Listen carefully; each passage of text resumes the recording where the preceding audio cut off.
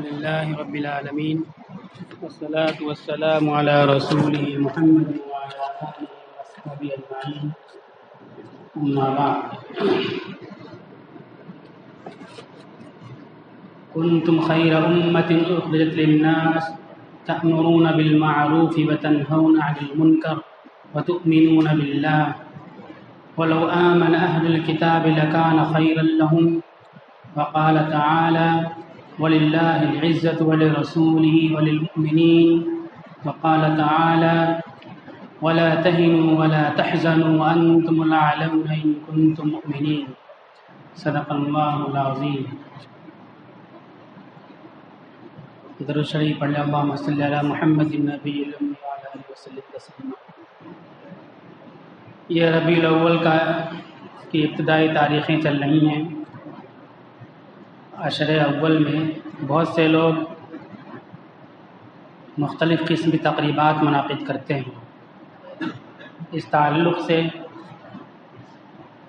مسلمانوں کی جو بڑی ذمہ داری ہے اس ذمہ داری کا احساس اور فرائض کی ادائیگی کے بارے میں آج معروضات پیش کریں گے. ہم نے 3 آیتیں تلاوت کی ہیں. ان 3 آیتوں میں اللہ تعالیٰ نے مسلمانوں کے لیے عزت سربلندی کا اعلان کیا ہے کہ عزت مسلمانوں کو حاصل رہے گی. مسلمان غمزدہ اور خائف نہیں رہیں گے. لیکن اس عزت کو اس سربلندی کو اللہ تعالیٰ نے مشروط قرار دیا ہے ذمہ داریوں کے ساتھ. امت مسلمہ سے پہلے یہودی قوم تھی. بالکل اسی طرح اس کو بھی عزت حاصل تھی. اللہ تعالیٰ اس کے بارے میں کہتے ہیں انی فضلتکم علی العالمین سورہ بقرہ آیت نمبر 47 کہ پورے عالم پر پوری دنیا پر ہم نے یہودیوں کو عزت دی تھی. پوری دنیا میں ان سے زیادہ باعزت با اختیار اور صاحب اقتدار کوئی قوم نہیں تھی. اللہ کے رسول صلی اللہ علیہ وسلم نے ایک حدیث میں فرمایا کہ میری امت ان راستوں سے گزرے گی, ان اعمال کو کرے گی جن جن راستوں سے یہودی گزرا, جو اعمال یہودیوں نے کیے. عزت حاصل کرنے کے جو اعمال تھے, سربلندی کے جو اعمال تھے, ان کو عزت ملی, انہوں نے کیا. میری امت بھی عزت حاصل کرنے والے اعمال, کام اور ذمہ داریوں کو ادا کرے گی تو میری امت کو بھی پوری دنیا میں عزت حاصل ہوگی. عزت حاصل ہوئی پوری دنیا کے اندر. اور جو کوتاہیاں اس قوم نے کی ہیں, جو غلطیاں اس قوم نے کی ہیں, وہ غلطیاں بھی میری امت کرے گی. غلطیوں اور کوتاہیوں کی وجہ سے یہودی کیا ہوئی, دنیا میں سب سے عزت والی قوم تھی, لیکن پوری دنیا میں سب سے ذلیل قوم ہو گئی. اللہ تعالیٰ نے اس کی ذلت کا اعلان کیا. ضربت علیہم الذلۃ والمسکنۃ وباءوا بغضب من اللہ. اللہ نے یہودیوں پر ذلت رسوائی کا ٹھپا اور مہر لگا دیا. وہ پوری دنیا میں ذلیل اور رسوا ہی رہیں گے. ان کو عزت نہیں مل سکتی. غلطیاں کی, کوتاہیاں کی انہوں نے, اس لیے اللہ نے ان پر ذلت مسلط کر دی. ان کی غلطیاں کیا تھیں؟ یکفرون بآیات اللہ, اللہ کی آیتوں کا وہ انکار کرنے لگے. کسی معاملے کے تعلق سے معلوم ہے ان کو کہ اس معاملے میں اللہ نے ہم کو منع کیا ہے, اللہ نے ہم کو یہ کام کرنے کا حکم دیا ہے, جانتے ہوئے بھی اللہ کا حکم جانتے ہوئے بھی اس کے خلاف کام کرتے تھے. یکفرون بآیات اللہ ویقتلون النبیین ویقتلون الانبیاء بغیر حق. وہ انبیاء کرام کو جانتے ہوئے کہ ہم غلط ظلم کر رہے ہیں, انبیاء کو قتل کرتے تھے اور نافرمانی کیا کرتے تھے. اس بنیاد پر اللہ نے ان پر ذلت مسلط کر دی پوری دنیا میں اور ذلیل ہوئے. ابھی چند سالوں سے فلسطین میں ان کو طاقت مل گئی بظاہر، تم سمجھتے ہیں عزت مل گئی، 60-70 سال ہوئے، 1000 سال تک اس سے پہلے بھی ان کی کیا حالت تھی؟ پوری دنیا میں ان کا قتل ہو رہا تھا، ہٹلر ان کو گھیر گھیر کے قتل کر رہا تھا، ہٹلر کے سپاہی قتل کرنے سے تھک جاتے تھے تو تھکن نہ محسوس ہونے پائے ان کو چیمبر میں بند کر دیتے تھے، پھر کیمیکل کے ذریعے ان کو گلا دیا جاتا تھا، کوئی ان کے حق میں پوری دنیا میں آواز نہیں اٹھا رہا تھا۔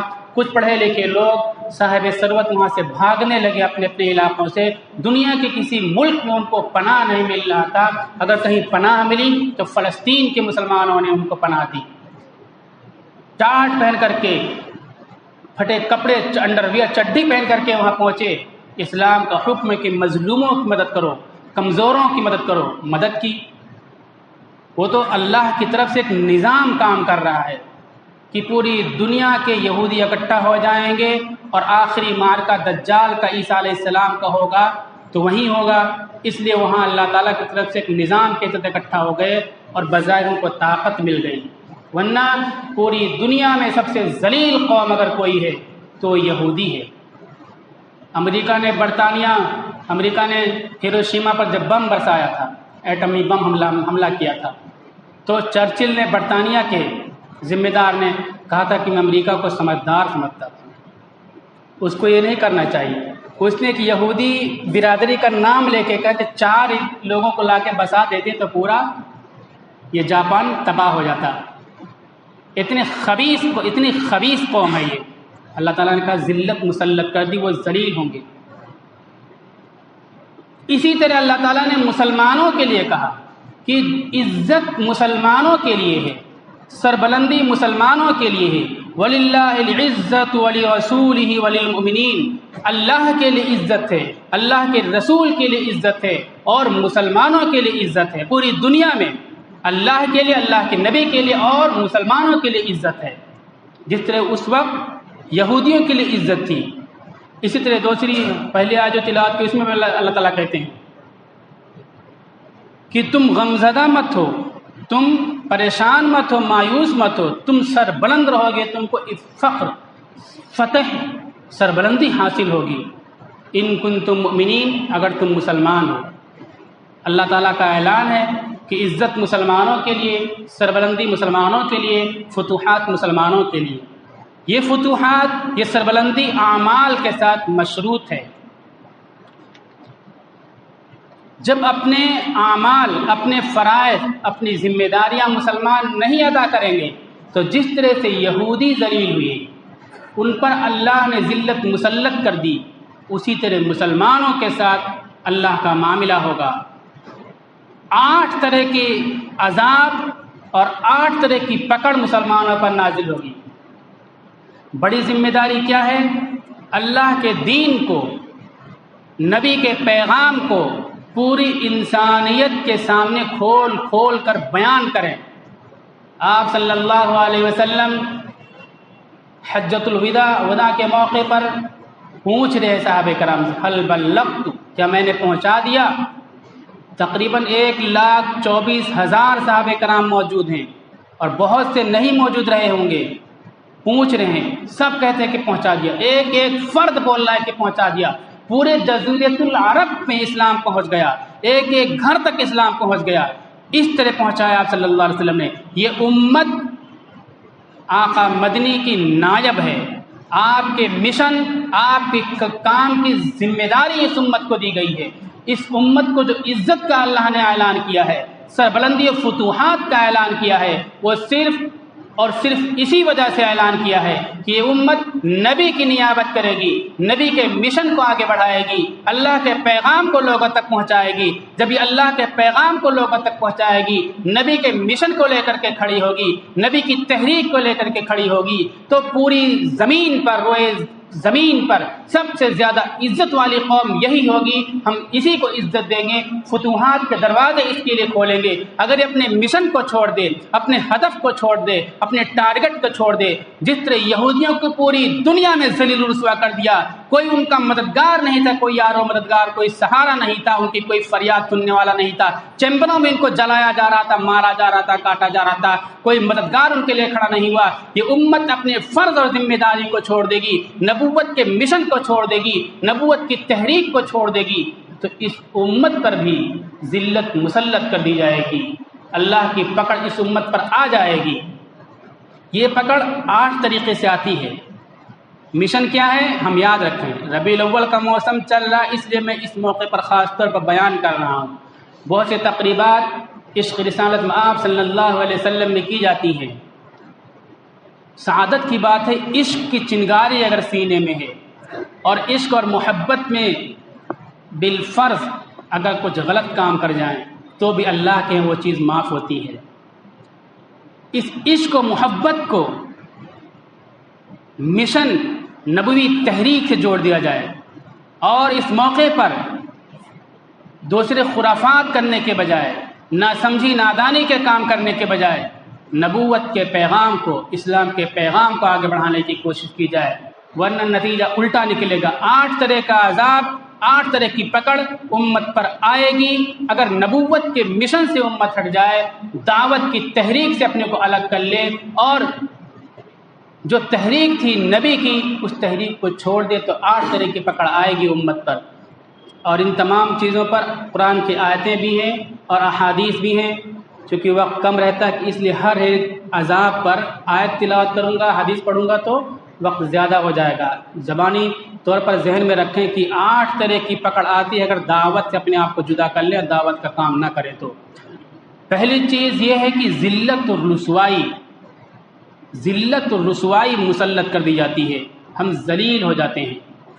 کتنی اچھی شیروانی پہنے ہوئے ہوں، کتنے اچھے جوتے پہنے ہوئے ہوں، کتنے اچھے موبائل لیے ہوں، کتنا زیادہ تعلیم ہم نے حاصل کر لی ہو، لیکن اگر ہم دعوت سے نہیں جڑے ہوئے ہیں تو ذلت مسلط کر دی جائے گی۔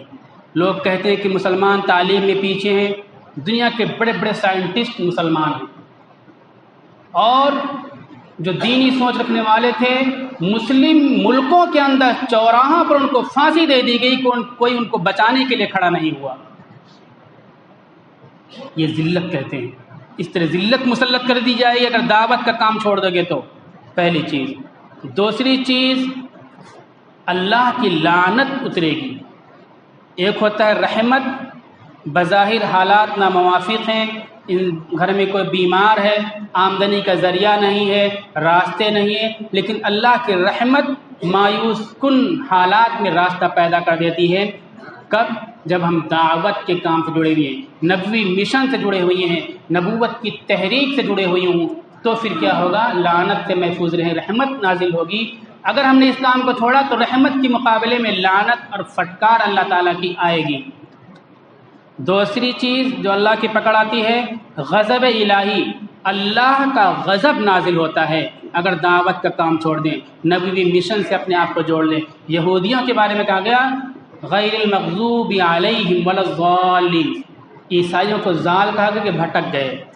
مغضوب جان بوجھ کر کے غلط کام کرتے رہے، اللہ کے حکموں کو توڑتے رہے، اس کے نتیجے میں اللہ نے پھٹکار نازل کی ان کے اوپر، رسوائی مسلط کر دی۔ مغضوب تو دعوت کا کام اگر چھوڑ دے، نبی مشن کو اگر چھوڑ دے، آپ کے پیغام کو لوگوں تک پہنچانا بند کر دے، تو کیا ہوگا؟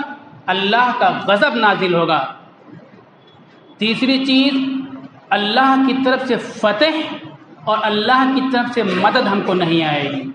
مسلمان کے لیے، اہل اسلام کے لیے صرف اور صرف اللہ کی طرف سے مدد آئے گی، کیونکہ مسلمان آزمائش کے لیے دنیا میں موجود ہے اور آزمائش کے اس سے گزر رہا ہے، پیریڈ سے آزمائش کو اپیئر کر رہا ہے وہ، اس لیے اس کے ساتھ صرف اللہ کی مدد آئے گی، اللہ کے علاوہ کسی کی مدد اس کے لیے نہیں آئے گی۔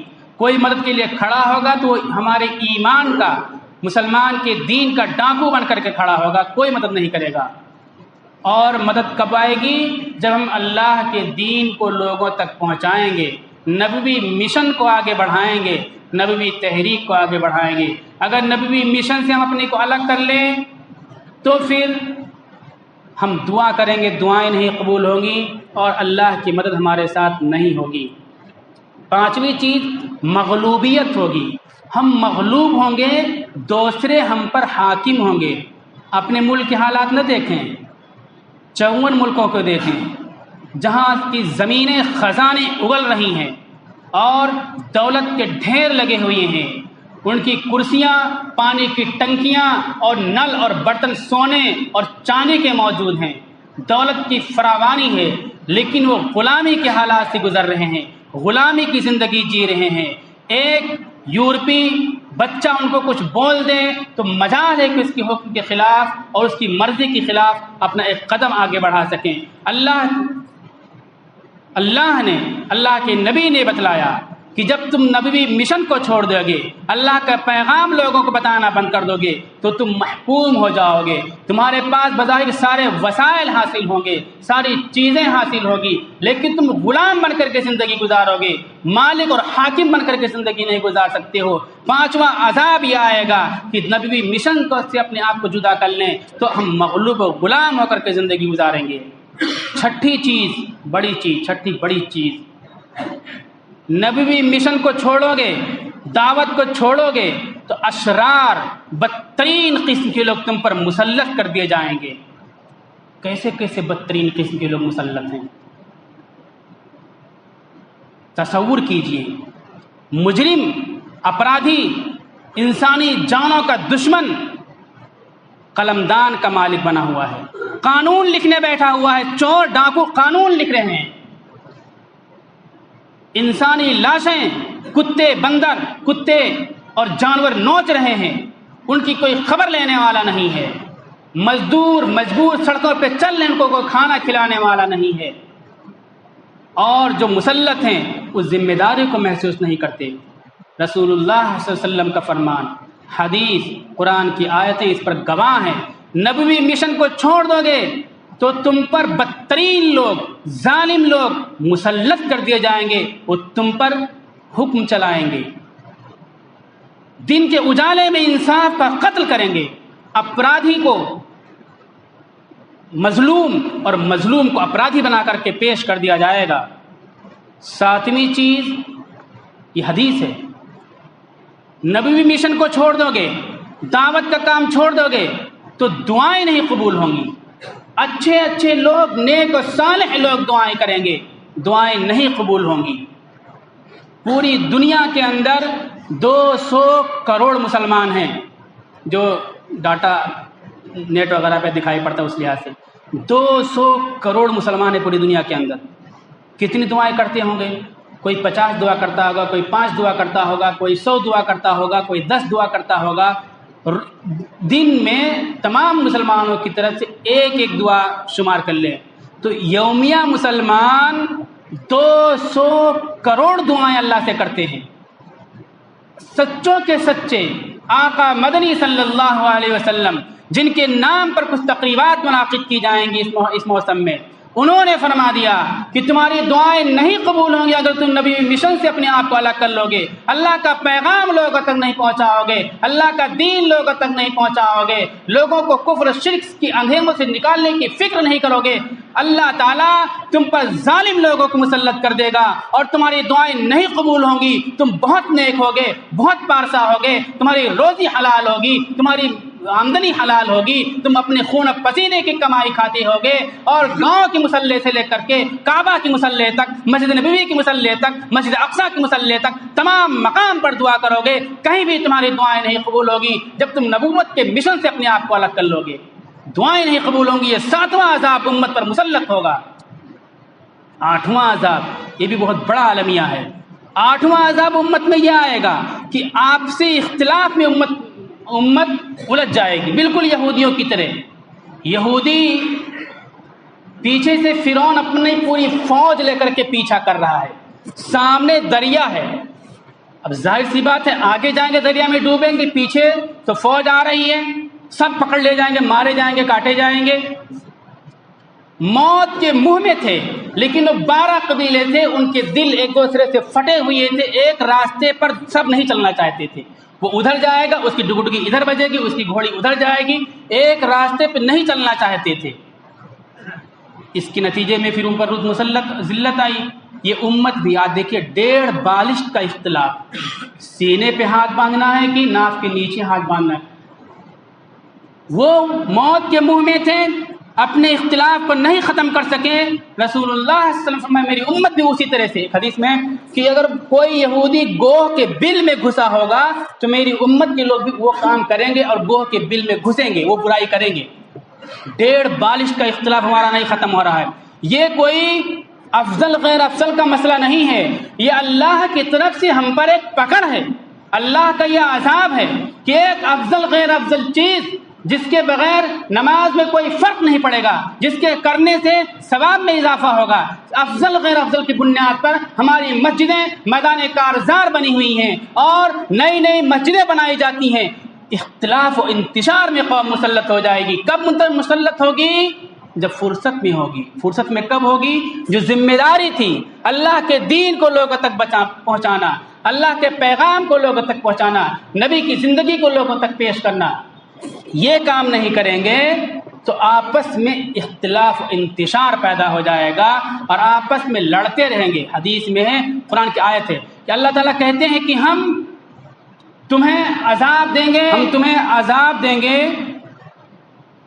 قل هو القادر على ان يبعث عليكم عذابا من فوقكم ومن تحت ارجلكم، کہ اللہ اس بات پر قادر ہے کہ تمہیں عذاب بھیج دے تمہارے اوپر سے، آسمان سے، جیسے کووڈ-19 آ گئی، آسمان سے عذاب بھیج دے، پتھروں کی بارش ہو جائے، تیز بارش ہو جائے، تیز ہوائیں چل جائیں، یا تمہارے قدم کے نیچے سے اللہ تعالیٰ عذاب بھیج دے کہ زلزلہ آ جائے، زمین پھٹ جائے، پیداوار ختم ہو جائے، یا اسی طرح سے او یلبسکم شیعا ویذیق بعضکم بأس بعض، یا تم کو ٹکڑیوں میں بانٹ دیں اور تم میں سے ہر ایک گروہ کو دوسرے گروہ کی لڑائی کا مزہ چکھائیں۔ تم میں مختلف گروہ پیدا کر دے اور یہ گروہ ایک دوسرے کی در پہ آزار رہیں، دوسرے کو تکلیف دینے کی کوشش کرتے رہیں، تکلیف پہنچاتے رہیں، اور تم آپس میں لڑنے کا مزہ چکھتے رہو، ایک دوسرے کو سزائیں دیتے ہیں۔ یہ کب ہے؟